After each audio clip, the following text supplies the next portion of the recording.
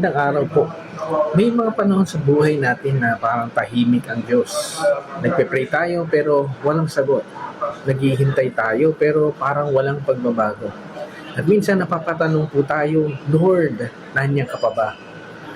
Pero sa Psalm 13, si David mismo ay dumaan sa ganitong season.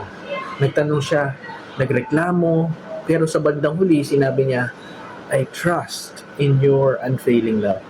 Mga kapatid, tandaan natin, ang katahimikan ng Diyos ay hindi nangangahulugang wala siya.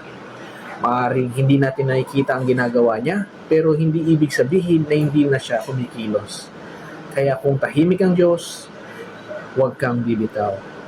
Patuloy kang manalangin, patuloy kang magtiwala, patuloy kang kumapit sa kanyang salita. Dahil minsan ang faith ay hindi yung alam mo ang ginagawa niya. Ang faith, pananampalataya ay masasabi natin, Lord, hindi ko man maintindihan, nagtitiwala pa rin ako sa iyo. Manalangin po tayo. Panginoon, sa mga panahon na tahimik ka, tulungan mo po kaming patuloy na magtiwala.